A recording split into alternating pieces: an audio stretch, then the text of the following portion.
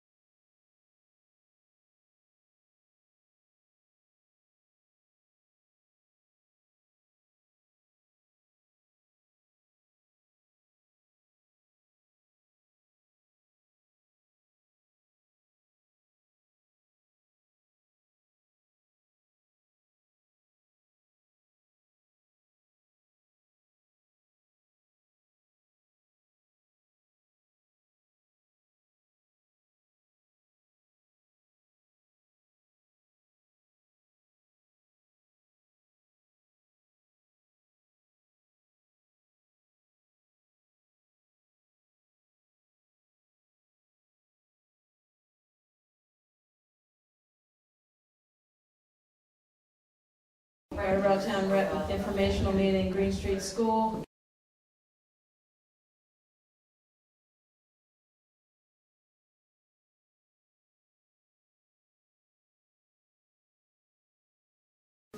Does everybody talk like that?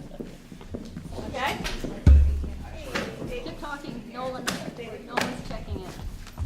Okay, we're doing a sound check for the live streaming. Hello, Nolan, how are you? Testing to make sure the sound is coming through properly for the live stream audience tonight. Test 1, test 2. See if the sound is coming through clearly enough. Yay. You good? Yes. Can I turn this off? Okay. Yeah, All right, I'm gonna leave it unmuted, so, for a few seconds. Oh, I unmuted it and muted it, so that's what. Thank you. Yeah. Brian, should they, once they're ready, turn it on and leave it on? I'd say so. I think turning it on and off is going to be okay. So it's really important. It's Nolan very- says, once hi, you're ready. Janice. No, wait, this one, there's this one too. Yeah. So once you're ready So to it's go, unmuted just now? push the button into the screen. Okay, perfect. And Em will show you, tell you if you're off. So, I'll hear it. I hate listening to myself in the microphone, Good so. luck tonight. Yeah, thanks. I'll see you all on Saturday. Yes. Here.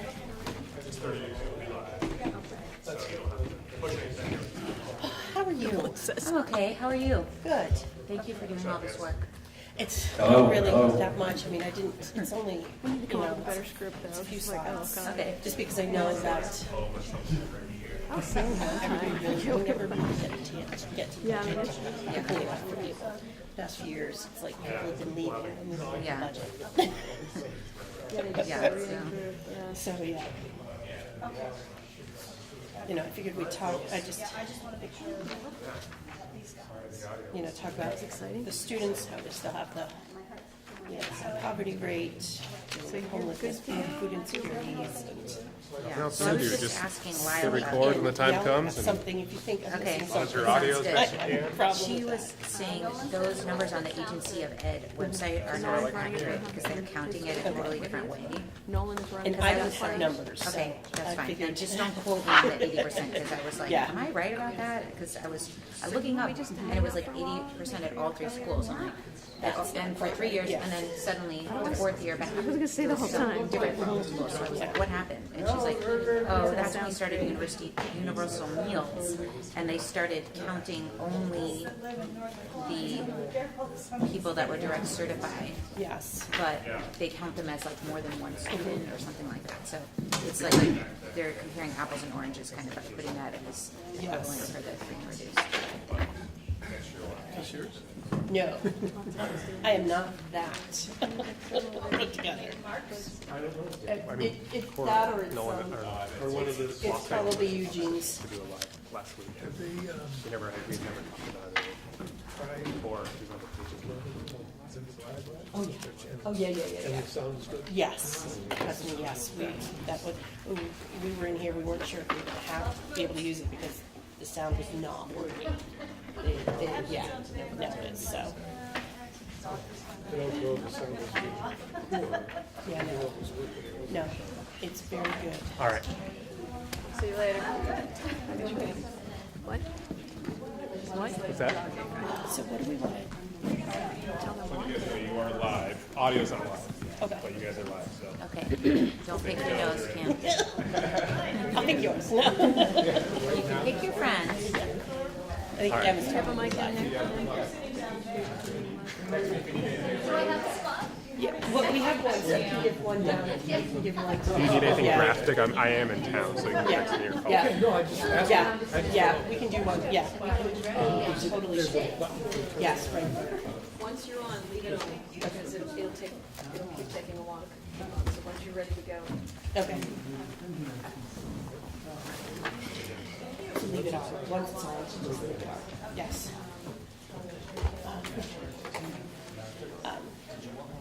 Any specific calls that you can think of for like the schools? I know like Green Street Green Street, I just wanted to mention like the after kindergarten, safe place to fail, just because we didn't only did clips, so.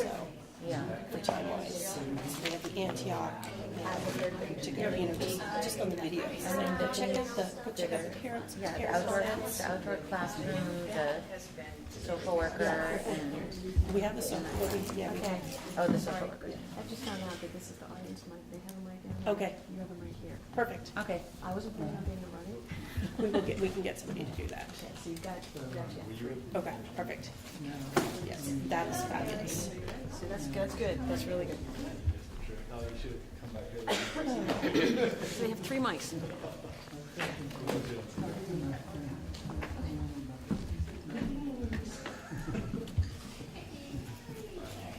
think having it out in the classroom there.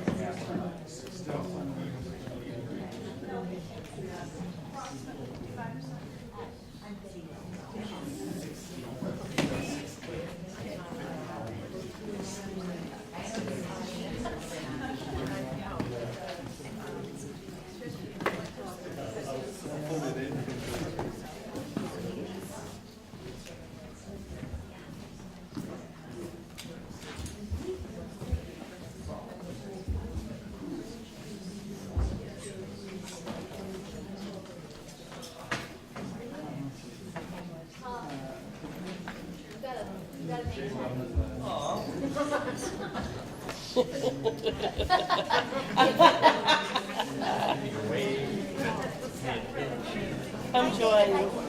Hello, hello. Hey. Hello. Get to sit next to you.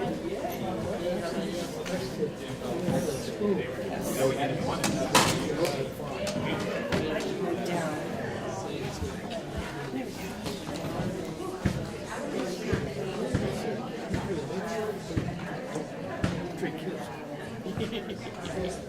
David, what else can you think of? Okay, so I just want to highlight some Oak Grove, just for a video. We've got the pre-K.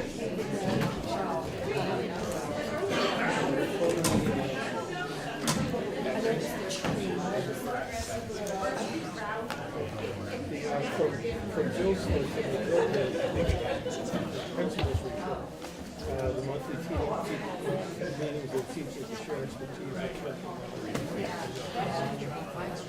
and the thing is,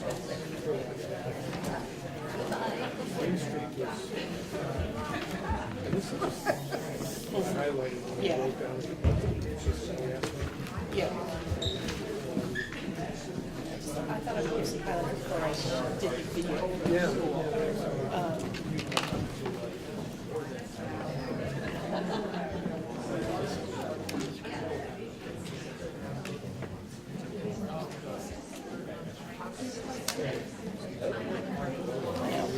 What was the tree video? That was at Oak Grove. Yes, I know. They had a, And it was the Nobel Peace Prize winner who came in.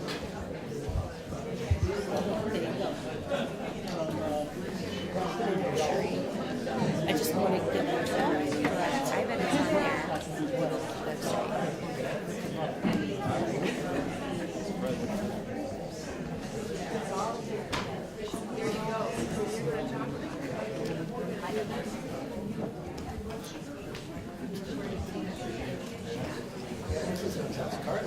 No.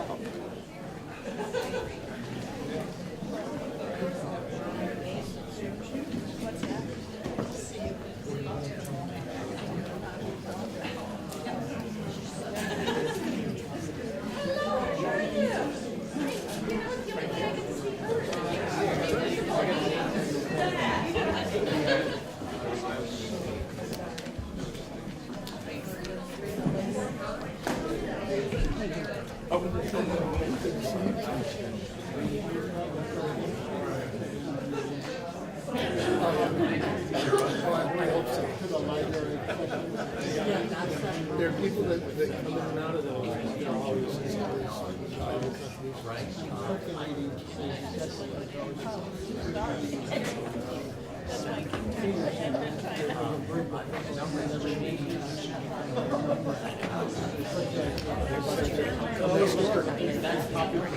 yeah. Yeah, it'd be great for them to get to the library. My mind is called the Peace Street. Okay, yes, you might speak. It's the Peace Tree, and the special tree.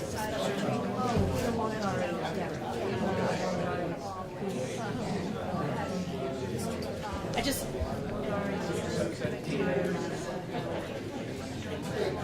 Yes. Perfect, thank you.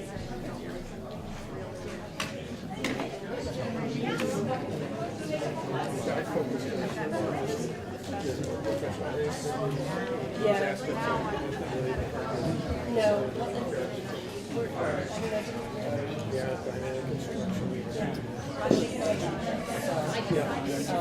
So I didn't want to, yeah, put it on there. Thank you. Personal comment, even though I sent you an email, that record talks like that. Oh, it was excellent. Thanks. I realized after I wrote it, I just misreading with this that I asked a while about it. She said that the state agency had counted those. You know, I guess we're not. There's 80%. Some people cite different measures or 60 or whatever that you get from those measures. So you're not in trouble. Okay. I was like, oh no, why did I say it like that? I'm sorry, I'm a That's why they say concerning. facts, there's lies, bad lies, statistics, lies, damn lies. Yeah, those under the statistics category of damn lies.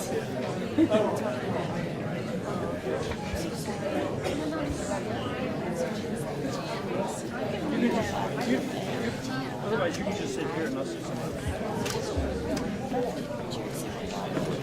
That's your first.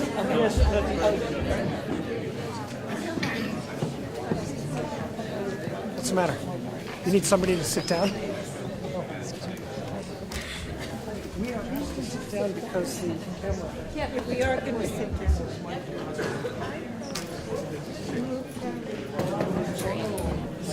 Like about that? Hello. I'm sorry I haven't reached out more. Oh, okay. We're going to get to know each other over time. Yes. Today it's on. I don't know if you know, I was on the first week with twice Oh yeah? Okay.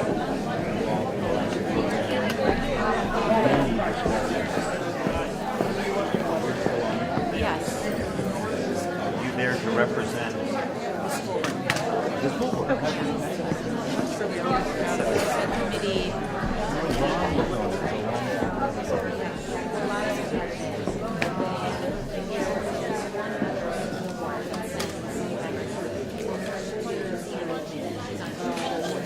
So I guess she comes representing. And Mayor Goodman used to come down. Yeah, she comes to it, but I mean, as far as I think Ann and I are the only ones. Good evening. Good People evening, want to see my everybody. beautiful face, Andy.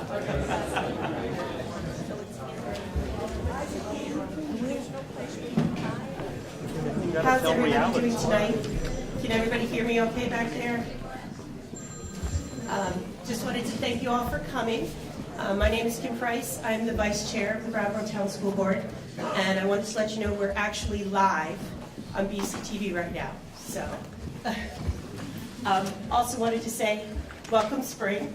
Can officially say that, seeing 5:45 actually became spring, but for Vermonters, it's actually mud season now. So, be careful. We're doing a short, small presentation. I apologize, I'm not all that eloquent.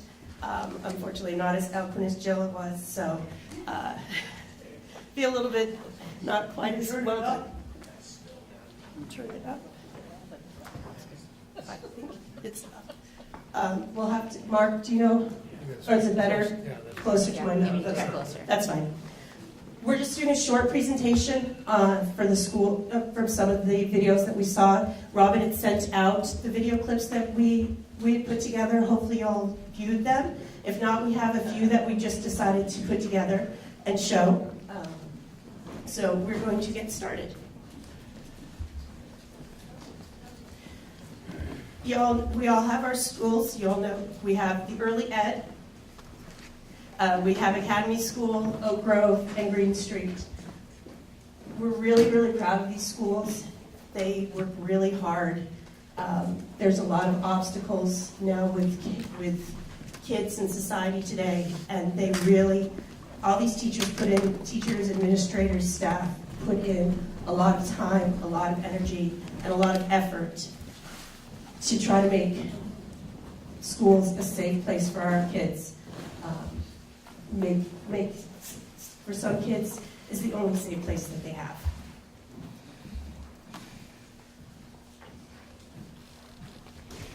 Our students, we've said it every year, I don't want to go into it too much, they're obviously facing a lot of obstacles. They have food insecurities now. Fortunately, the Brattleboro Town Schools were able to do universal meals for all of our kids. So we know every day kids are getting breakfast, kids are getting lunch. We have backpack programs, so kids go home on the weekends with food. We're able to offer that, and again, we're very proud of that. Our kids, some of our kids, they're dealing with opioids in their families. They have foster care. Some of our kids are in foster care, so it's a little bit, life is not that easy for them.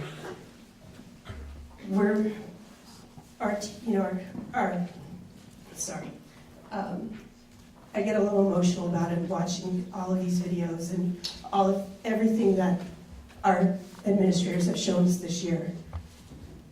It really touches me, all of the hard work that they do and everything that they put in for these kids without a lot of pomp and circumstance.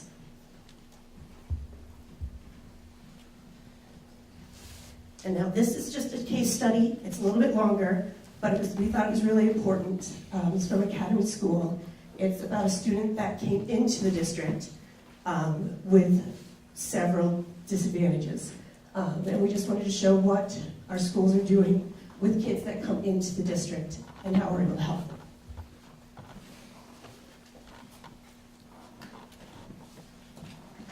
So, Wendy Lyons is a special educator.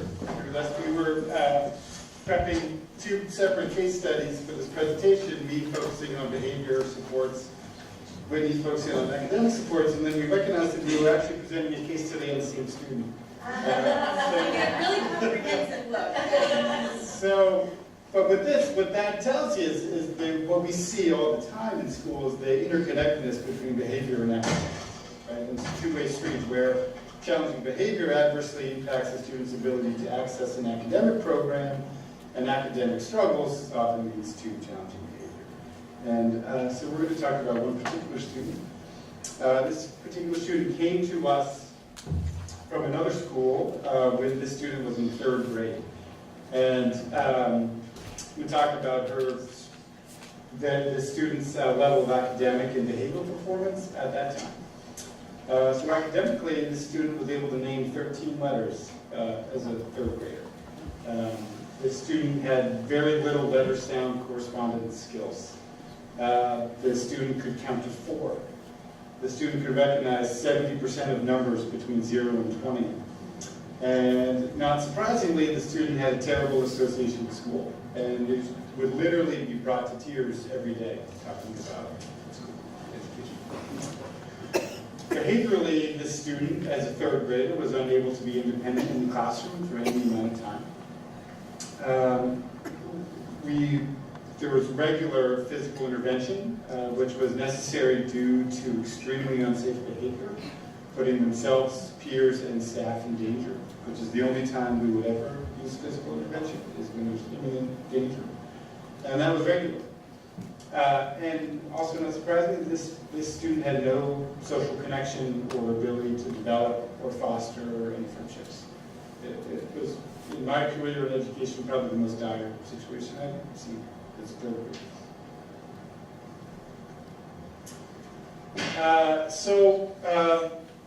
This is an example of someone who's in the tier 3 realm, both behaviorally and academically. It really challenged our systems here at Academy in terms of what we could provide a student. So here are elements of what an intervention plan has been for the past 2 years. Fully differentiated classwork catered to this student's level. So when the student was in 3rd grade and in 4th grade, we would modify all classwork and all to be things that they could approach independently. We had a high level of coordination between school, home, and outside service providers in the community. We had a positive behavior program, including reinforcement of on-task safe behavior. So things that the student would earn would be breaks, special lunches with peers. Our art teacher volunteered to do one-on-one art projects with this student because that was a really motivating thing. So every week, the student would earn half an hour with our art teacher. It was incredibly motivating, and it really became sort of a community really rallying around this kid. As this was really this kid's last stop in a public school. And if it didn't work here, this student would be in an alternative placement. And frankly, in just about every other district in the state, the student would have already been in an alternative school. Academically, the student received 60 minutes daily of one-to-one instruction with Whitney, working on literacy skills. Whitney's a literacy specialist, a special educator. That's a critical piece. We also allowed we created this program for the student to partner with a younger class to take on a mentorship role, right? To give this student, for the first time in their life, a sense of purpose in school, like them coming to school mattered, because that's a critical piece. And a way to be a leader, too. Yep. And over time, we gradually increased the amount of time in the classroom with STEP, paraeducator support. Our STEP program has a number of paraeducators for this purpose, to support students being in the general education classroom who need support to be there at the time. So we'll get into some data for this particular student. So starting when the student arrived at Academy School, this is frequency of physical intervention, spanning 2 years' time. And the graph sort of speaks for itself. So this is the need is now non-existent, from being very regular to now non-existent, which is great. Academically, there is a laser line. I don't know. Okay, so I'm going to zoom into the tier 3 academic piece, and specifically in literacy, because that is what I did with this student for an hour, one-on-one every day for a year and a half. So that started with the Wilson Reading System. It's a tier 3 literacy intervention program that has years and years of research behind it. And we're lucky enough at Academy School to have 3 of our 4 research room special educators trained as level 1 certified Wilson instructors, which is great. So this student started at a really rough spot, because coming in as a 3rd grader as a non-reader, you're at a huge disadvantage. 74% of 3rd graders that are poor readers are poor readers in 9th grade. Like you kind of miss the early intervention time. And so, really, like John said, this was a crisis moment for this kid. So is there any way that we can catch you up? And so the student got an hour of one-on-one instruction, which is really hard to find that kind of time and that intensity with a kid, but it's what had to happen for the student. So the student started in December with me in 3rd grade, and we worked on reading basic CBC words like mop and lip and cat. And by June, we were reading 2-syllable CBC words like magnet and cobweb. And we were starting to read more in sentences and more in context in short passages, and That's how we ended third grade and laid a lot of the foundation of early literacy that the student had missed in kindergarten and first and second grade. And then in fourth grade, we really got down to it. So fourth grade, the beginning of the year, these are percentile ranks. I know this is super, super hard to see. But basically, this first number is a word reading measure. So for the student's age, they were reading below the first percentile, both regular and irregular words. This is a spelling measure, so at the second percentile for the student's spelling, combined word reading and spelling below the first, and then this last one is a sound symbol, so but that was a little bit higher at the 5th percentile. So this was the beginning of 4th grade, really all scores below the 5th percentile. You're hoping somebody's going to be around the 50th. So then what I did is I put those scores over the top of the spring of 4th grade scores. So in the spring of 4th grade, I gave the same measure. The percentile rank went from below the 1st to the 63rd, which actually put the student at grade level going into 5th grade for reading. The spelling is that's still a struggle. It's at the 16th percentile. The student is definitely not the student's favorite time of our work together. And then you can see this combined score also increased, and this hit that average mark as well. Something I'll say about this assessment is that it's not a timed measure. It was untimed, so the student was able to take their time, but it gave a really clear picture of just the magnitude of progress that, the grade levels that the student caught up in 1 year. And the next graph is actually a timed measure, so in all of our schools, we'll give 1-minute time tests in the fall, winter, and spring of grade level passages. And so this graph shows where the students started in 1st grade when they were not at academy school. And it really was, a flat line. This is the point that they came to academy school and began, receiving the interventions that we offered. And by the spring of that year, the student has started to make some growth. And they were able to hold that over the summer, which was great. And then really just took off in 4th grade and got to that, below average. This is where, the rest of the peers are, and finally kind of got into the game a little bit and made, years worth of progress in 1 year. And so it's just an example of a kid receiving the intensity that they needed. And showing some big things. And then just some final anecdotal data around this particular student is that the student is now in 5th grade and is fully participating in the 5th grade general education classroom without any further step behavioral support. So they're now fully independent in the 5th grade classroom without problem. The student identifies school as one of the most positive parts of their life, which is a pretty profound statement. The student has friends and strong social connections, and one of my favorite things is talking to her, the student's mom, who is clearly brought to tears talking about her daughter's experience at school.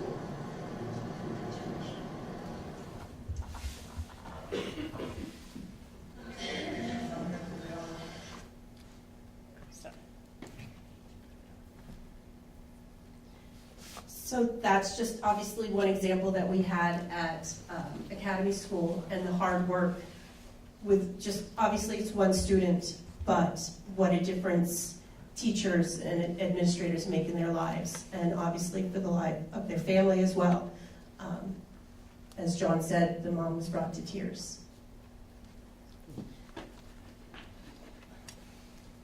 I apologize as I'm clicking back and forth on this. So Next, we did a new position last year down on Green Street, so we wanted to put on what we were showing tonight, what they had to say when they did the Green Street presentation. So here's Amy Johnson.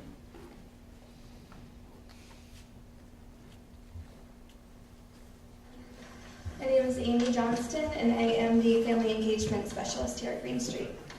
I have been here for 4 months, and in this time, the resiliency work that Green Street School has done has been so evident. In the classroom, in the hallways, from peer to peer, staff to peer, and staff to staff. It's really an amazing place to be, and I'm really grateful to be here. I've had the privilege of building relationships with a lot of families and students with varying needs and backgrounds, and that really makes my day whole and complete and is my passion to work with people. I communicate with families sometimes multiple times per day, sometimes multiple times per week, or it could be a one-time instance or a follow-up or as-needed basis need. And like I said, the needs really vary. One really consistent need that I work with families is attendance, as I do track the attendance here at Green Street School. So when a child starts accruing a large amount of absences, or we become concerned at any number really, depending on the student, I reach out to our staff and to the families and see if I can help to break down some barriers as to why they're not getting here, whether it's transportation or routine. And I work with the family really where they're at, because nobody knows the family better than the family themselves. So I really like to see what's going on and how I could be supporting and uplifting to them instead of making it seem like they're doing something wrong. So we can bring them in and have meetings and work on incentives to get them here, whether it's ice cream cones donated by the Blueberry House or free family bowling passes. So whatever works for the family and will help to get the student here. Sometimes it is the student having peer issues, or it could be something at home. So really getting to the bottom of why they're not coming is the most important part. And again, meeting the family where they're at. Other needs could be housing or food insecurities. So I've been working with different agencies community-wide and collaborating about different mental health needs as well, and making referrals through HCRS and working with Wyndham Windsor Housing Trust to help families who are in need of housing, and talking to local food pantries and working with different agencies to make sure that our families have enough food to eat, because that is not acceptable. We do a lot of work here within Green Street around food as well. We're really making sure that if we have anything extra, we're sending it home and making that a priority. We've been collaborating with different agencies within our community to see if we can hopefully stock a food shelf here within Green Street School. That is my goal, to get that up and running as soon as possible, so that parents and families have a one-stop shop where they're dropping off their kids and they can come and peruse the shelf and have choice about something that they might want to grab, and can help them out, rather than having to physically find transportation or walk in the snow to the drop-in, or something that's really not ideal for the season or for their life. So again, meeting families where they're at. We've been working collaboratively as a mental health team during this season, and working with community-based supports and integrating them into our school. Whether it was the Kids in Coats program, which provided a lot of important gear for our kids, as well as the Secret Santa program, which is going to enable many families to have a really nice Christmas experience that otherwise they might be disappointed. So again, it's all about the kids and collaborating with each other here as staff and in our community, which is amazing. It's been eye-opening to be here.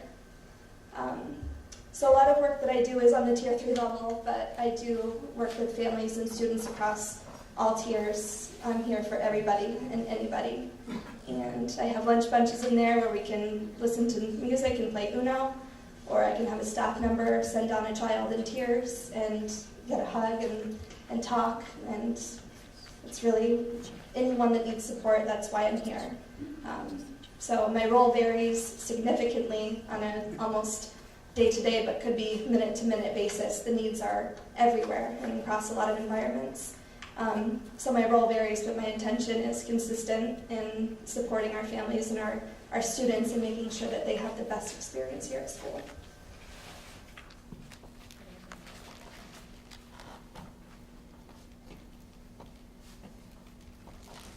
So that was Amy quickly, and I know it's similar in terms of what Jody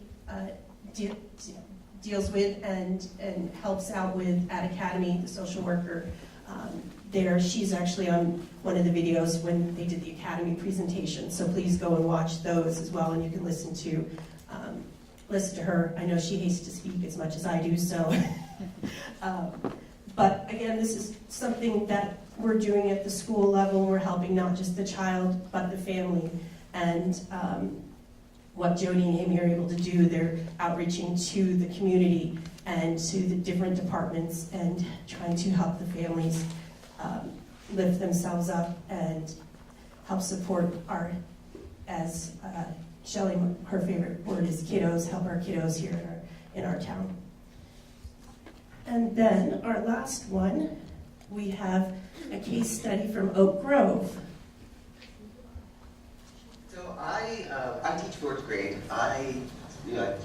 We get to teach everything. I love to teach math, and then everything else is just gravy, I guess. But math is really why I would show up for work every day.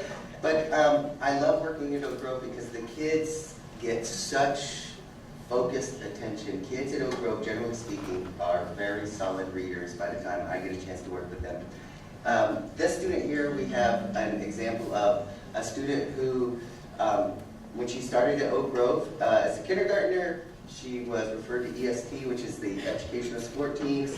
She had some reading, writing, social emotional issues, attention, speech and language, but at the time she did not qualify for an IEP. Then as a second grader, the student did meet the criteria for a student with a language-based reading disability and qualified for special education. So then, once the student had received eligibility for receiving special ed, she received, well, I guess in kindergarten story, she received a additional 30 minutes of phonological awareness and letter recognition daily with a special educator. She did show improvement, but she wasn't quite able to get to the point of being fluent. The district literacy coach, Brian Bittner, came in and he did some observations and gave feedback. In first, second, and third grade, the student worked in small groups, did tutoring 3 days a week after school, also continued with the phonological awareness practice using the Linda Mood phoneme sequencing, and there's the Wilson reading program. In fourth grade, again, in consultation with the district literacy coach, we had a small group of students who were kind of struggling to show progress using the Tier 1 curriculum, which is Reading Street. We had them use another Tier 1 curriculum, which was Language Live is the name of the program. There was kind of traditional delivery from a teacher, but then it also had a computer component as well. I would say generally it's kind of some mixed results with that. But then by the time the student was in 5th and 6th grade, receiving special education services, interventions, tutoring, and participating in small group work, the student was showing some very impressive progress that she had made. Here's a similar chart where showing where she was at in January of 1st grade, so the dot down there very close to like 1 or just a few words a minute. And then as she's progressing through the grades, certainly by the time she's in the end of 3rd grade, she's getting a little bit closer. 4th grade, by the time she's in 5th grade, she's no longer one of the, there's still the whiskers on that box and whisker plot, the math guy for you, are below her dot. And then by 6th grade, the target is that bold line in the middle, and her blue dot is right there. Now the cool thing we have is some audio of this student from when she was a first grader, and then some audio as a sixth grader. And it's amazing to hear the difference in the same student reading.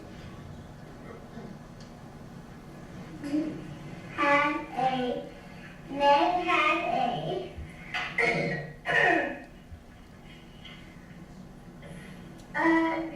fun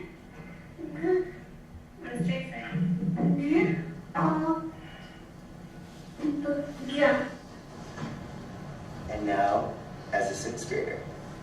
Well, surrounded by barren fields, it seemed lonely and vulnerable. There were patches on the roof of where the shingles had come off, and most of the paint was chipped away.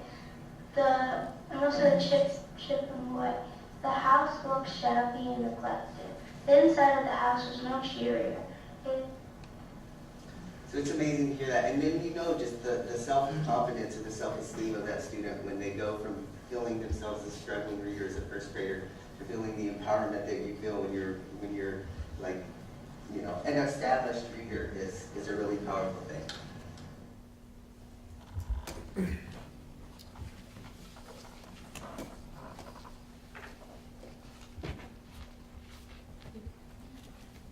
So you can see, I took some artwork and put in from all of the schools into the presentation. I love this one. Just shows the joy of, especially that first winter snow. It's been really amazing going into all these schools. I like how we go to the different schools and they give presentations. We see the joy on the teachers' faces as they're giving their examples of their students and the progression and the achievements they've made. And it makes it all worthwhile for us. And the hours we sit on at committee meetings, just to see the positivity and know what we're asking each year with our budgets and everything, and seeing what the end result is. And on that, we are going to now have a lot more time and discuss the budget. I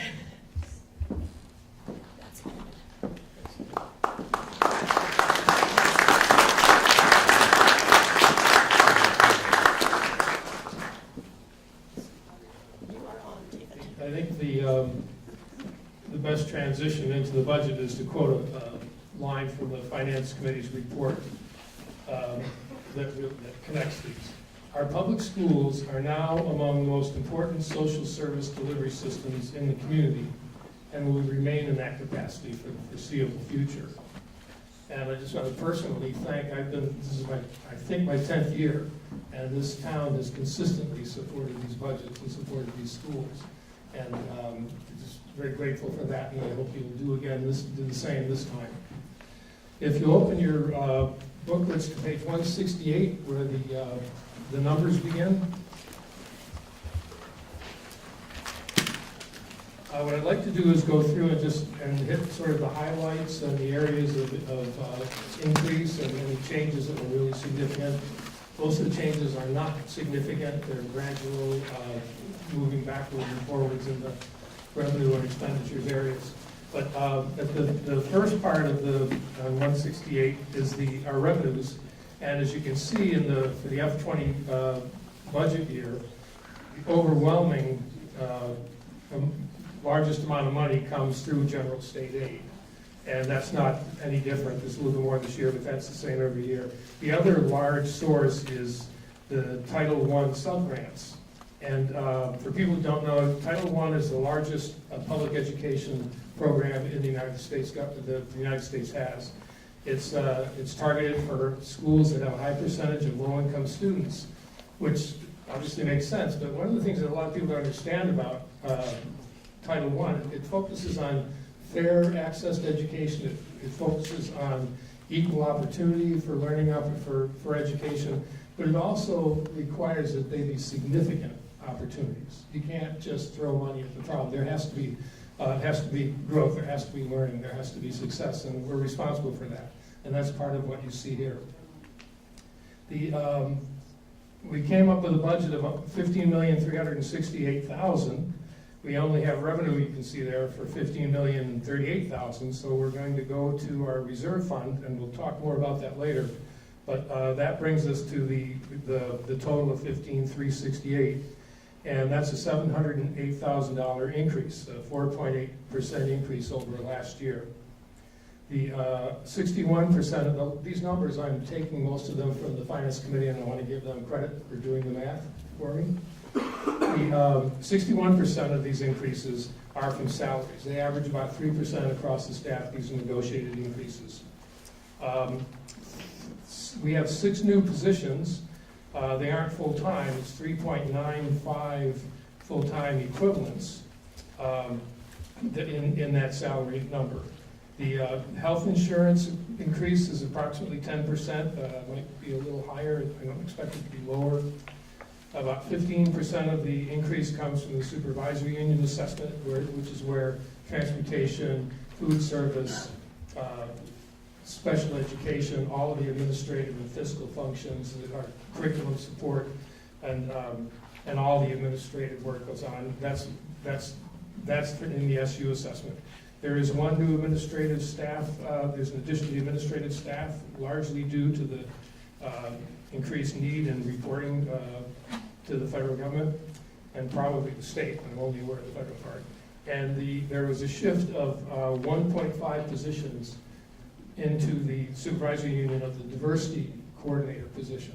And that was a one-person position last year. It was in the high school, and has been in the high school budget for several years. Now it's 1.5 people.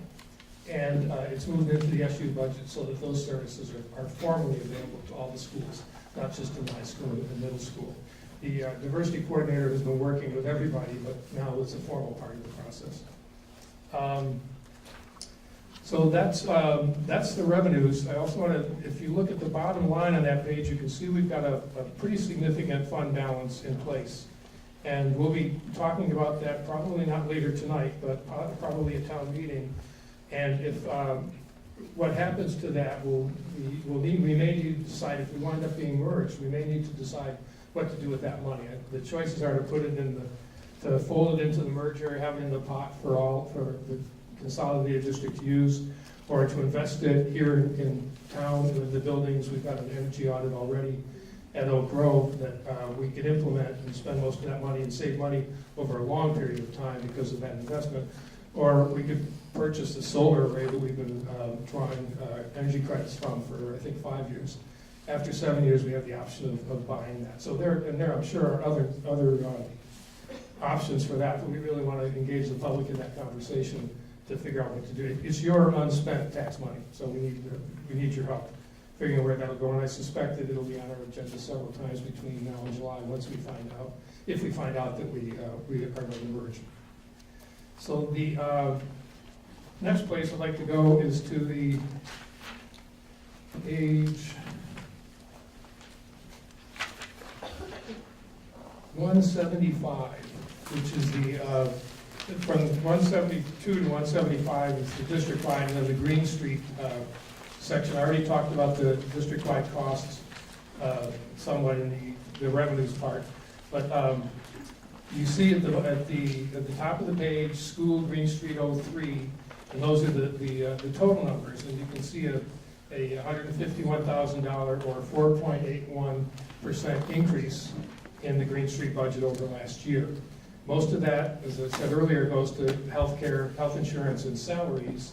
There also are some repairs and some lights that are going to be installed, and we've completed the energy project at Green Street. The pellet boiler is complete, the window treatments that are conserving heat are complete, and the new controls are complete as well. And so we're basically keeping up with repairs and trying to avoid any really huge costs by neglected maintenance. And you'll see that in other places in the budget as well. On page 177, this is the bottom line for Oak Grove School. And again, health and salaries are the largest component of the 6.87% increase. There's also additional custodial service and a foreign language support person I don't believe that's a full-time position for foreign language, but it's expanding that program at Oak Street, at Oak Grove. Let's see. And then the next one is page 180, which is the bottom line for Academy School.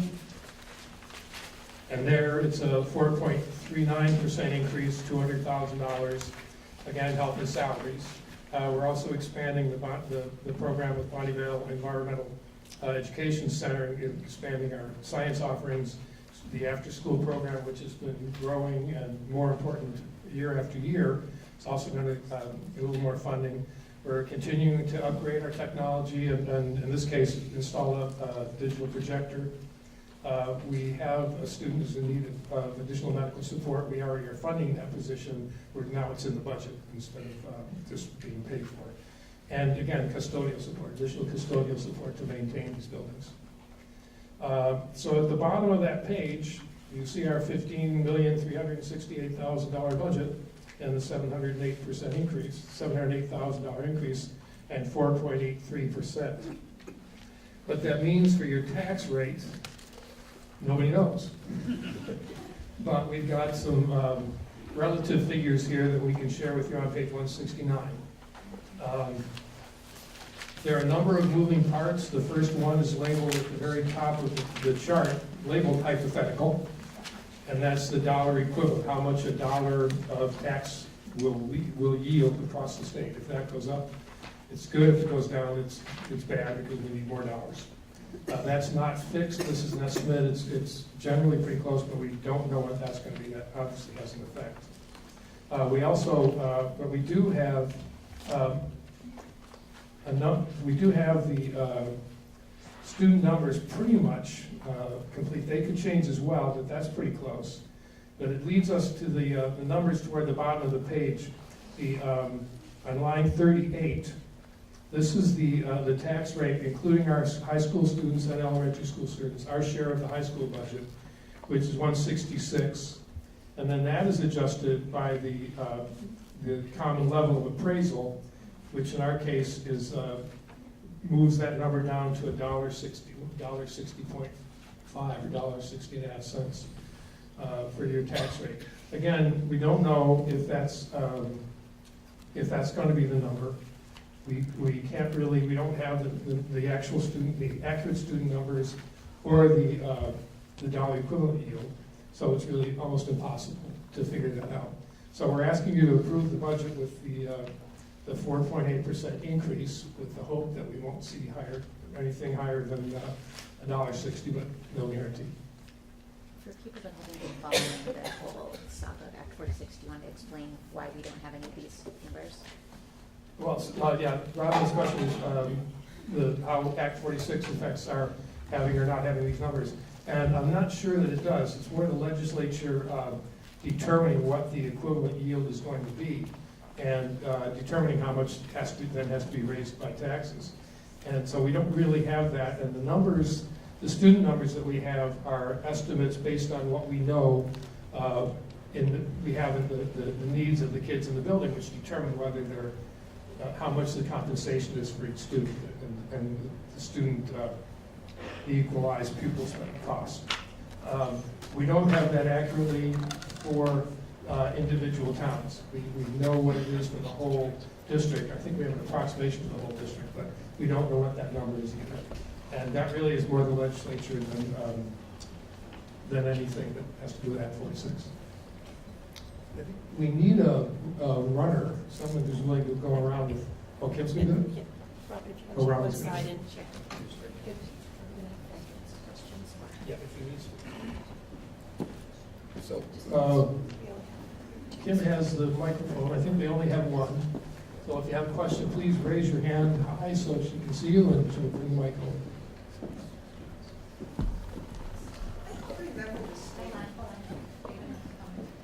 And would you tell us your name, please?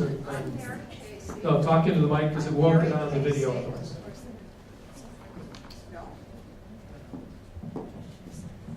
Yes. I'm Mary Casey. I don't remember having a state police presence at our informational meetings before. Could you please address that?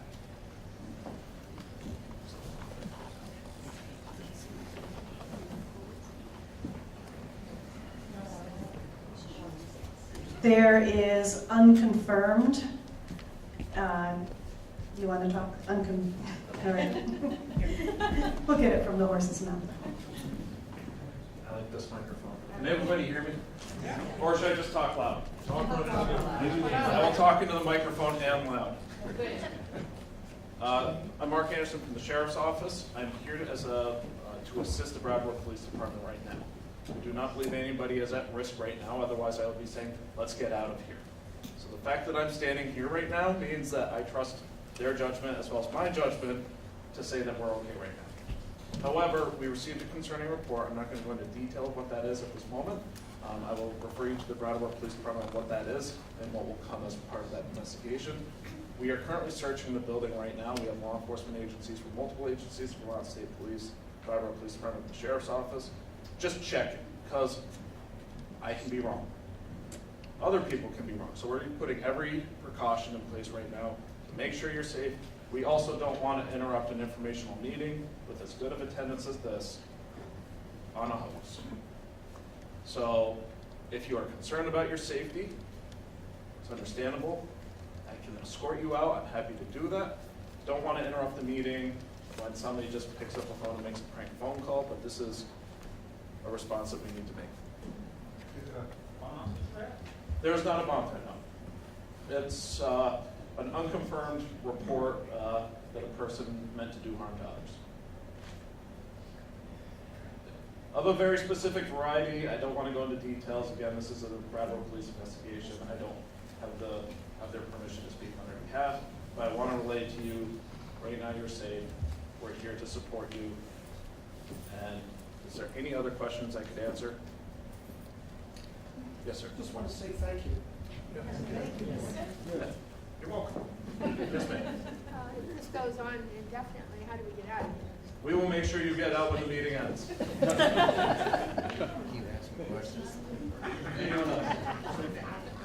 Thank you. Sorry to disrupt your meeting. We just want to make sure that everybody's safe first and then able to participate in this. Thank you. Thank you.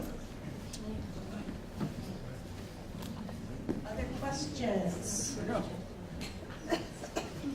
About budget. Hold on.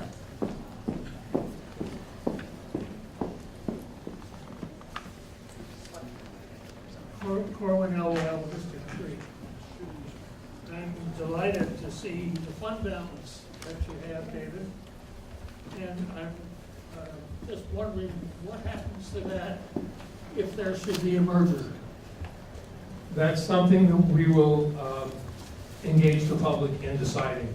A few years ago, we got permission from Representative Town Meeting to not have to come every time we want to use our fund balance.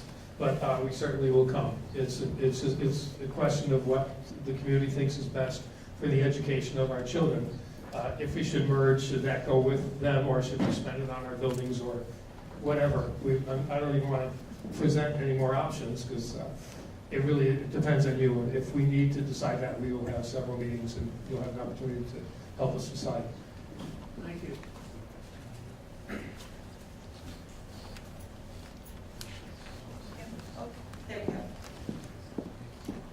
Hi, Bethany Rehnquist, District 1. I have two questions that I'm not positive actually directly relate to this, but I just want to raise them and hopefully get answers about them in case they do. So the first one is I know that currently I'm pretty sure it's fully grant funded, but somebody else can answer. There is free breakfast and lunch provided. I know breakfast is provided to all students in the Brattleboro schools. So I'm curious how the merger might impact that, or if it will, because I know that's been an extremely huge part of what we even saw in the video about fighting hunger in the community. So that's my first question, is just whether or not that is something that needs to get addressed in the budget, or whether it's a grant that would continue for the Brattleboro schools. Second question that's been a concern of mine, so while I have you all here, is also it's my understanding that there is not an AED machine in any of the elementary schools in Brattleboro. My understanding is there is one in VAMS and in VUHS, but considering how often the schools are used for functions outside of the school, but also even just families and stuff, my concern would be if any one of us here happen to need an AED machine, that response time could potentially mean life or death, and I'm just curious if there's a way to address that in the budget, especially before a merger, or if there's a plan to do that, or if I'm incorrect and there is an AED machine in them. That AED is automated external defibrillator. It's the thing that you use if you're giving somebody CPR. Instead of just giving CPR, you would attach the pieces to their body, and it tells you whether to shock them, and if so, it applies a shock. And it also tells you whether to continue CPR, and it's been extremely proven through multiple studies that it significantly increases the chances of survival should somebody be having some sort of cardiac issue. So I just am concerned about it as a community member, and whether or not that's something that could get addressed or is currently being addressed. Thank you in advance. Thanks, Bethany. I'm going to ask, I haven't looked into the free breakfast and lunch thing since there was a series of mergers, and so now there's a track record around the state, and I think Lyle probably has an answer for that. And also, I think any administrator wants to say whether we have the AED machines or not. Thank you. So regarding free breakfast and lunch, it's based on a site numbers, so site free and reduced numbers. So it won't be affected in the beginning. As time moves on, we don't know. There haven't been that many places that have been merged for a long time.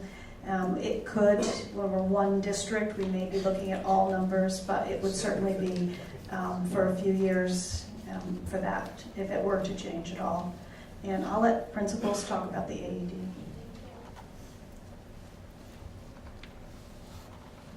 You raise a good point, and that's something we should look into doing. We currently don't have an AED machine in our buildings right now. So, thank you. Thank you. I guess there is one at EES. Oh, okay, thank you. That was one I forgot. We are planning to buy one in Academy for next year. We've been pricing them this year. We've applied for some grant funding for safety materials in general, some stop the bleed kits and AED. And we don't know if we'll get the grant funding, but I talked to our school nurse and we've been pricing them out. So.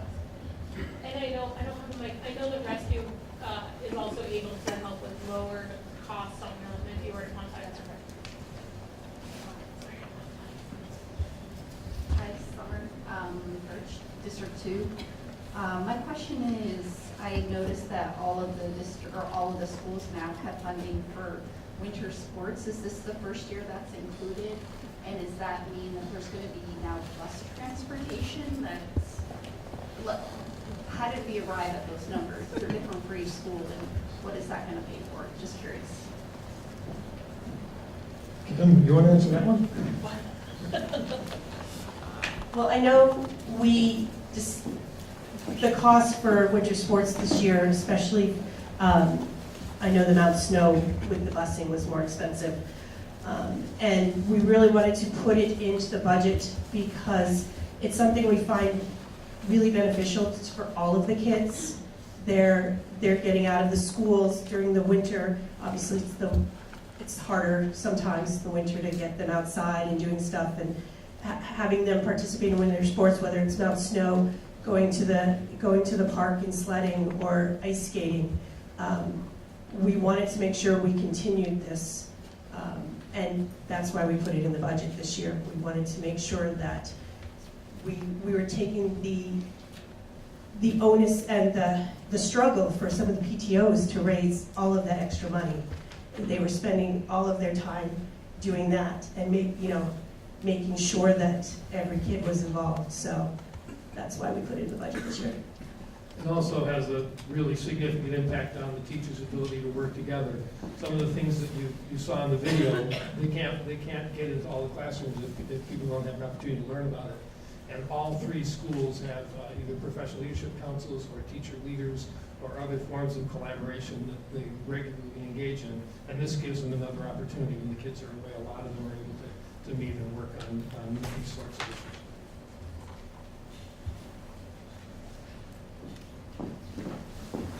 Sorry for the click up my feet. Michael Bosworth, District 1. The financial committee's report, our public schools are now among the most important social service delivery systems in the community. I get that, I understand that, and also get the great examples we saw tonight about what we've been able to do, and it makes me proud as a community member to know our schools are doing that. I do have questions that our finance committee report didn't really get into. The new positions, they're sort of named in the report, but I'd be interested in knowing more about why those positions are now needed. Well, I'll give that a shot, although I'll need some help. There are some academic support positions that are needed because of specific needs of individual children. There's a medical position that's also that case. Two custodial positions that are, I don't know exactly why they're needed, except obviously they have a higher level of maintenance. And I'll actually let the administrators address that one. And actually, Frank, if you wouldn't mind talking about the administrative position, that'd be great.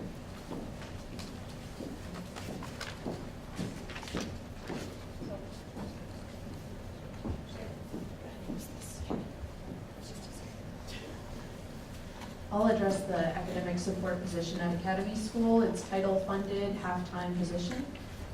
This position is really needed to help us close academic gaps, such as the gaps that you saw on our case study video. Our state of Vermont has contracted with the district management group as well to do a study that talks about how our neediest students benefit from the most qualified teachers, which isn't a surprise. But with that in mind, we want to really increase our staffing with the most highly qualified people. And in this case, that comes down to academic support, who can really enrich what students are getting in what we would refer to as Tier 1, the whole group classroom. They can double dose or repeat that in a different way. They can scaffold, they can take different approaches to the work for our kids. So that's why we added that position. And as far as the custodial increase, Academy currently has the same amount of custodians as Oak Grove and Green Street, but it's a bigger facility, and for years we've struggled to really get school ready, especially in the summers. We have to strip all of the tile floors and then refinish it, and it's really a race to get the facility ready for kids to come back. And over break, the same thing. Just the other night, after having 50 students absent, we had to have custodians go in and scrub desks and chairs and door handles because the sickness is really spreading. So those are some examples of why we really could use a little extra support in that regard. Good evening. At Oak Grove, the foreign language salary line item that David spoke about is really, I share the foreign language teacher with Academy School. The foreign language teacher at Oak Grove comes to Oak Grove once a week. And Academy's budget has been paying for that. I thought it was a fine thing, but somebody told me it wasn't okay, so that's why I haven't increased my foreign language salary now to pay for that, the day that she is with my students, so I get it. And then I also have an increase, I have 2 classroom para-educators that about 6 years ago, budgets were tight like they are now, but need was a little bit different, and so those positions were reduced from full-time to 3/4 time, and I have asked to have both of those restated to full-time. So right now, when we have classrooms with 30% of kiddos in a classroom that have IEP needs, special ed needs, academic support needs, other type of behavioral needs. It's really challenging when you have a para who's there to support the teacher and to support kids leave at like 1:30 in the afternoon. So you have an hour and 15 minutes left of the day. And at the very end of the day oftentimes. So that's where those positions are And Green Street is level, this is a level service budget proposal for Green Street. So I think that answers your question regarding employee positions in the Brattleboro Town budget. What David was also referring to is, as part of the overview, there was a reference to an increase in the supervisory union assessment to the Brattleboro School District. Maybe someone from the board might want to mention the largest component of that increase was the supervisory union, in a thoughtful discussion from the Brattleboro Town Schoolboard, asked for a diversity position to be added. That was $165,000, of which Brattleboro Town will have a portion of that. There was also a benefits coordinator position added at the supervisory union level to help implement and manage the Affordable Care Act and many of the relatively new benefits that have come into play as a result of significant change in the healthcare plans. And I'll just add, in terms of the custodial staff, we use schools now from very early in the morning until later in the evening with after-school programming, and then we use them for summer programming. And so there's a much shorter amount of time where the school is empty and custodians actually can get into rooms and clean. So we need that extra help. There you go. Anybody else with questions? I know we talked a lot about the students that need the extra support. I wanted to let you know that our schools also full range for any of our students. I know both of my kids, I grew up in Brattleboro, but we moved out of state, and we lived in Connecticut, and we moved here. And both my kids went to Academy, which is the school I went to. They're both on the either range of the spectrum. One needed extra help, one needed extra work because he was a little more advanced, he needed enrichment. And our schools offer that for the full range of students. I know Jared was able to get, he had all of the reading help that he needed. He really blossomed with all of the help that Linda Jewett-Bell, who was she was my 5th grade teacher. She helped him out, and really he blossomed with our elementary schools. And then Jack with all of the extra supports, the spelling bees, the Maple Leaf writing project, Math Olympiad, things like that are offered with all of our after-school programs now. We just really engage and try to support every child, no matter what they need, here at Brattleboro. And I just wanted to mention that because I know we've talked a lot about what they need educationally, the kids that are at a different tier and they need more educational support. So.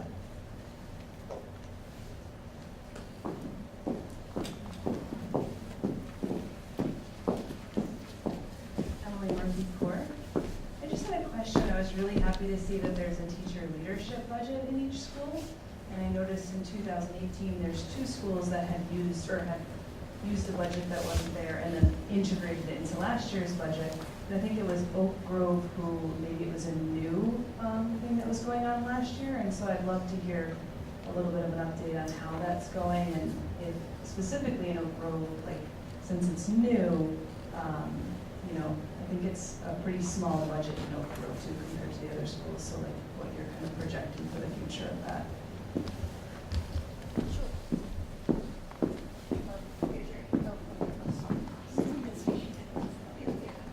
So there's always been a line item at Oak Grove for teacher leaders. I think our budget is smaller because we're a smaller school. We're a single strand school, so we have fewer teachers. So when we're talking about to compare the work that a teacher leader does at Academy or Green Street by running a group of PLC of 15 teachers is not, that's not our full staff. So the work that our teacher leaders have done at Oak Grove are anywhere from a math coach within our building to our PBIS coordinator.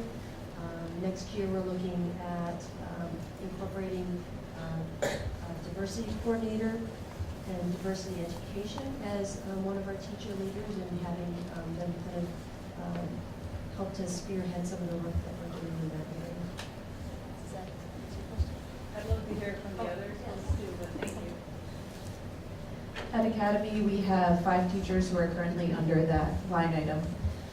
One of them is strictly in charge of creating spreadsheets of our data that's produced 3 times a year, and that goes into conference sheets and report cards, so teachers can give them to parents, and that's a really nice way for them to be streamlined instead of the teachers talking the ear off of parents about all the different data. It's all right there laid out, and they can take it home. And then the other 4 are in charge of professional development. They are leading PLCs this year. We are focusing on literacy because we just purchased the Reading Street curriculum. So we're focusing on different components of literacy. And they also help with our continuous improvement plan goals specifically. So they come to our school support team meetings, which are weekly, and they take the discussions at those meetings, and then John and I meet with them, and we develop goals that are specific to our continuous improvement plan. For example, this year, one of our goals has been peer observations. So they have designed a way to videotape teachers teaching lessons and then process that as teams and give feedback that is productive and helpful and really promotes our own growth at the school. So that's been my favorite this year. Pretty similar at Green Street to what Kelly described, but essentially a group of 3 teachers and 1 mentor who's mentoring with me this year, wants to be a principal. We meet weekly and basically set goals to meet the vision that we have for our school. Our focus is on professional development. Every staff meeting that we have, every team meeting that we have is focused on PD, not administrative. So it's been an incredible experience over the last 3 years developing this type of way to lead the school, and way more effective than what I was doing 5 years ago.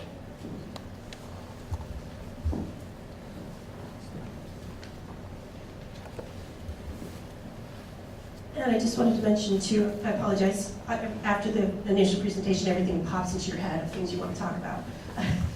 I wanted to just mention some of the training that we had, spearheaded by Ms. Robin Morgan, getting it organized. We did some gender bias training as a board and an administration, and we also did diversity training. So I don't know if Robin, you wanted to talk a little bit about that, or? Yeah, that was something that we did last fall, and I think this previous spring was the gender inclusive schools training. And it's something that as a school district, we're looking at how we can make our school experience more inclusive and equitable for all students. So that was sort of step 1. Let us as a board and administrators all get on the same page, so we're having the same conversation with the same language, and now we're kind of looking how to bring that directly to the students, like with the initiative that Jerry is talking about with adding a teacher leader as a diversity coordinator. And now that we have an official relationship rather than just by the good graces of UHS letting, kind of like the foreign language teacher, letting their diversity coordinator come to grade level meetings, now that we'll have more staff and an official relationship there, we're kind of setting up a structure for a framework that can be like a web of that coordinator working with the teacher leaders, and then those teacher leaders working with the rest of their whole staff, and then everybody bringing that experience down to the students. I just want to give everybody an update. I never liked the elephant in the room. So the police officers who responded, there's many of us, They've completed the procedures that we would normally perform for what we believe to be an actual threat. At this point, we have concluded that there's nothing at risk right now. We are still looking into certain pieces of this, and investigation will be ongoing. That will be handled by the Brattleboro Police Department. I suspect Captain Kerrigan from the police department will be the person who's going to comment on it tomorrow. I'm not sure if you're from the news, but you look like it. I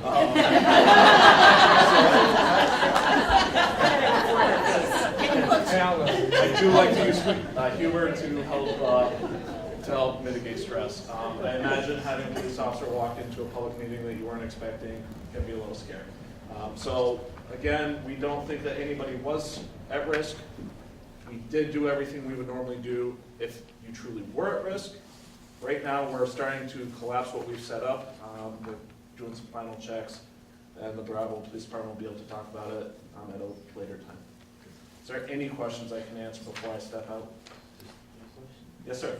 Did the call come to the police department or did it come here? I don't have that information. I think it came to the police department.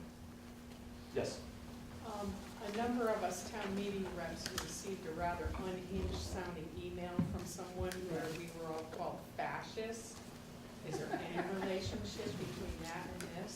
It is too early for me to be able to tell you what information is or is not relevant to this investigation. I would encourage you to contact the Brattleboro Police Department and say, we received this. If it is valuable to them, I'm sure the detectives will be interested. Okay, so we should report it if we go. I would encourage it. Yes. Okay. Any other questions?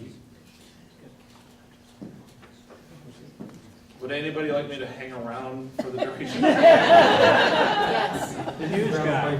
Yeah. I will grab a bite to eat, but I mean, it's fun. I'm just here to watch at this point. Thank you. So does anybody else have any questions regarding the budget?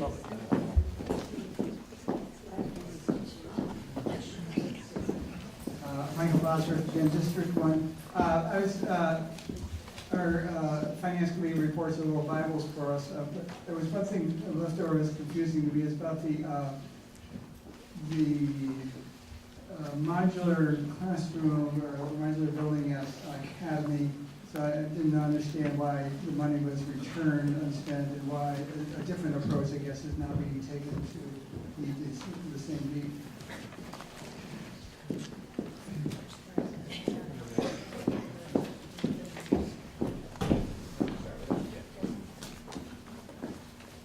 Yes, good point. So in the capital plan, which we do have in the, I think, do we have that in the document? If we don't, we'll have a handout at the meeting. Yes, originally there was a plan to move forward with expanding an early preschool program at the Academy School. But after looking at the services in the region and then in our own facilities, having Oak Grove expand the program, there's one in Guilford, there's one in Putney. These are part of the public preschool programs. It was determined that it would be better spent in terms of resources on looking at the seriously depreciated modular building that accommodates academic support programming for the Academy students. The useful life of that structure is nearly at its end. So there's been an evaluation of where can those student services be provided. And as part of that analysis, the board has approved moving forward with an addition that accommodates those functions. It's an addition that would require about 1,500 square feet of new space. And what you will see in the capital plan and what was considered in this budget is the preliminary feasibility study and design work for that structure, with the likelihood of it being funded over a 3 to 5 year period. And that's what explains what was once a $640,000 estimated cost for a standalone pre-school structure being reduced to an addition on the existing building at Academy.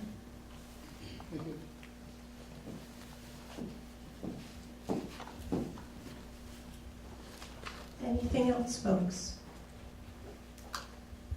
Well, then I guess I just want to thank you all for coming out. It's great to have a larger crowd here so that we can go over.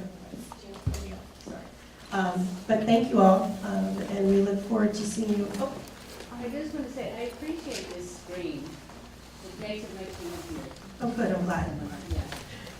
Yes, thank you to Mark for getting everything ready and the sound, all of his custodial staff for the sound system. We weren't sure about 10 minutes before we were starting if we were going to have it all. So thank you all for coming, and we will see you all on Saturday. It's going to take a couple.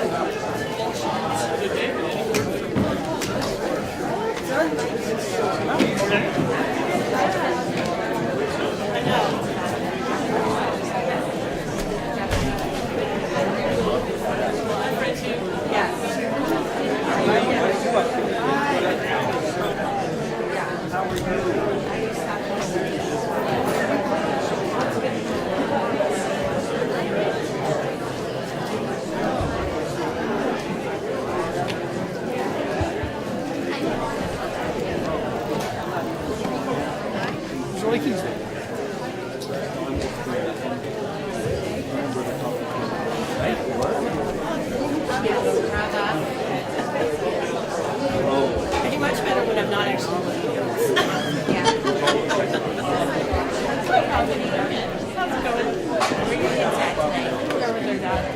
I would have used this, except it's a dad night, so that worked out. I don't need it. Excellent questions. Excellent. Yeah. People that are coming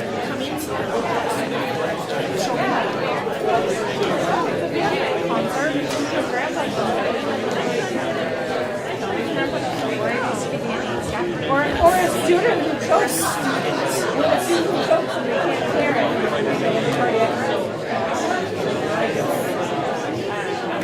It's like a little thing that I feel like I want to on. And it mostly just because I went to CPR training this year and we practiced